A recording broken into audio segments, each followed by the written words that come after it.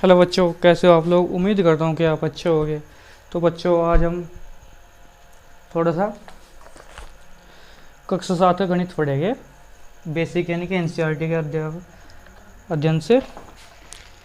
तो अभ्यास एक ही ले लेते हैं। सबसे पहले परिमेय संख्या है। ये परिमेय संख्या सबसे पहले आप देख लो क्या होती है। ये होती है परिमेय संख्या। परिमेय संख्या क्या होती है? जो P बटे Q के रूप में लिखी होती है। P बटे Q के रूप में लिखी होती है।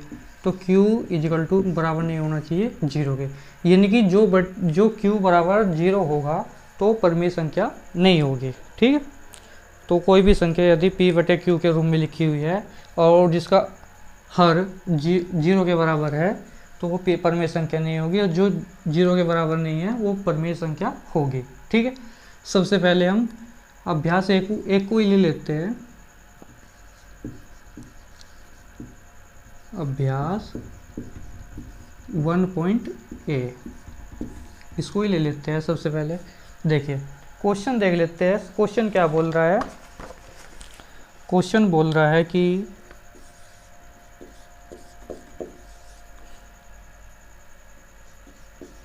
ये बोल रहा है निम्नांकित पूर्णांकों को परिमेय संख्याओं के रूप में व्यक्त कीजिए जिनका हर एक हो। यानी कि हमें क्वेश्चन दिया गया है, उनका हर हमें एक लिखना हो। तो कैसे लिखेंगे? जैसे हमें क्वेश्चन दिया गया है कि माइनस के साथ इसका हर एक लिखना है, तो हल लिखेंगे सबसे पहले। तो माइनस के 7/1, तो इसका हर एक हो गया। ठीक है। कोई भी संख्या हो, जैसे हमें दी गई है 0, 1/1 हो गया, इसका ये परिमेय संख्या हो गई। जैसे 1/2 हो गया, 3/4 हो गया। यानी कि अकेली भी कोई संख्या लिखी गई है, हमारे पास 3 लिखी गई है, तो इसके नीचे में हर में क्या लिखे? 1 लिखेंगे। ठीक है। ये मेन पॉइंट याद रखें। देखिए दूसरा क्वेश्चन क्या बोल गया हमें? 11। तो 11 इसका हर क्या बना हो गया? हमें 1 बनना है, तो 1 लिखो। 1/8 हो गया।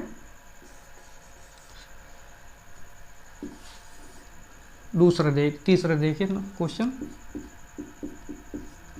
तीसरा क्वेश्चन क्या बोला गया हमें? 27। तो हल करेंगे इसको, तो क्या हो जाएगा? 27/1, यानी कि एक आंसर। ऐसे ही फोर्थ देखिए क्वेश्चन क्या बोला गया है? -45, यानी कि हमें क्या लिखना है? हर में 1 लिखना है, तो 1 लिखते। तो हल करेंगे सबसे पहले, तो -45/1 हो गया। बस इतना ही होगा। आगे देखिए, आगे बोला गया -71, फोर्थ यानी कि फिफ्थ, -71। इसके नीचे में यानी कि हर में 1 लिखना होगा हमें, तो 1 लिखेंगे। कैसे लिखेंगे? तो देखिए हल लिखेंगे सबसे पहले, तो यानी कि -71/, क्या हो जाएगा? 1 हो जाएगा। ये हमारा आंसर हो जाएगा। ठीक है। यानी कि फर्स्ट क्वेश्चन हमारा कंप्लीट हो चुका है।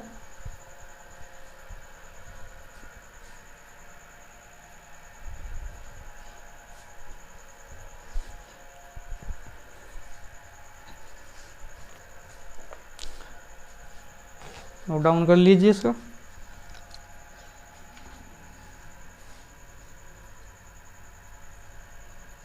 आगे देखिए,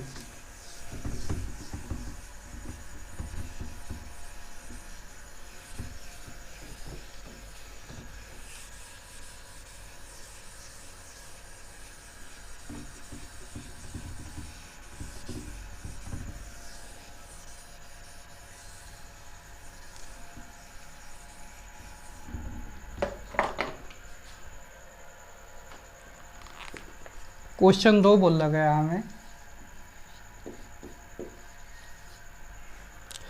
यह बोला गया है -4/5 यानी कि -4/5 को ऐसी परिमेय संख्याओं के रूप में व्यक्त कीजिए जिसका अंश है।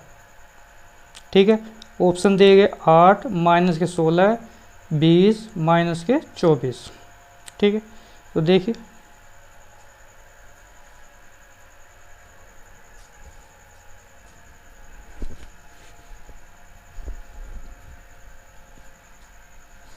क्वेश्चन को देखें। सबसे पहले हमें क्या बोला गया है, -4/8 बोला गया है। ठीक है, इसको देखिए और ऑप्शन हमें क्या दिया गया है 8, ऑप्शन दूसरा क्या दिया गया है -16, ऑप्शन क्या बोला गया है 20, वो गया हो जाएगा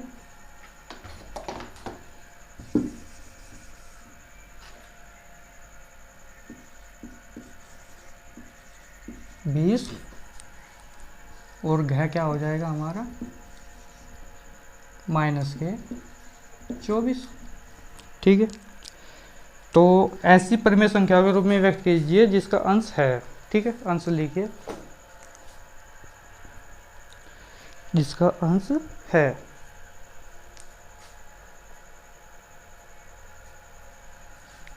देखिए जैसे दी गई है हमें संख्या -4/8, यही है ना, नहीं -4/5 होगा, -4/5 हो जाएगा। ठीक है, 8 लाना है तो हमें 8 कैसे लाएंगे, देखिए सबसे पहले -4/। अब एक बात बताइए, यानी कि इसमें हम गुणा करेंगे तो अभी तो 8 आएगा, तो कैसे गुणा करेंगे, 2 से गुणा करेंगे तो क्या आएगा -8 आ जाएगा, लेकिन हमें 8 लाना है, +8 लाना है, तो यानी कि -2 से गुणा करनी पड़ेगी। और जैसे -2 से ऊपर गुणा करिए यानी अंश में करिए है तो -2 से ही हर में भी गुणा करनी होगी। तो देखिए 4 दूनी 8 और माइनस माइनस क्या हो जाएगा, प्लस हो जाएगा, प्लस 5 दूनी 10, तो प्लस माइनस माइनस, यानी कि क्या हो जाएगा हमारा प्लस के 8/10, यानी कि यहाँ पे लिख लेते हैं 8/-10, इसका आंसर हो जाएगा। ठीक है, ऐसे ही देखिए जो खैर दिया गया है -16 दिया गया है हमें, तो लिख लेते हैं क्या क्वेश्चन दिया गया -4/5, तो उसकी गुणा कर लेते हैं, किससे करेंगे तो भैया बताओ, जो -16 हो जाए तो +4 से करेंगे तो गुणा +4 से करेंगे, और जब +4 से ऊपर करेंगे और नीचे भी +4 से करेंगे तो +4, यानी क्या हो जाएगा 4 चौक 16, माइनस प्लस माइनस अपॉन 5 चौक 20, यानी क्या हो जाएगा हमारा -16/20। और इसे काटना चाहते हो काट लीजिएगा, 4 चौक 16, 4 पंजे 20, यानी क्या हो जाएगा हमारा -4/5। ठीक, आगे देखिए हमें क्या बोल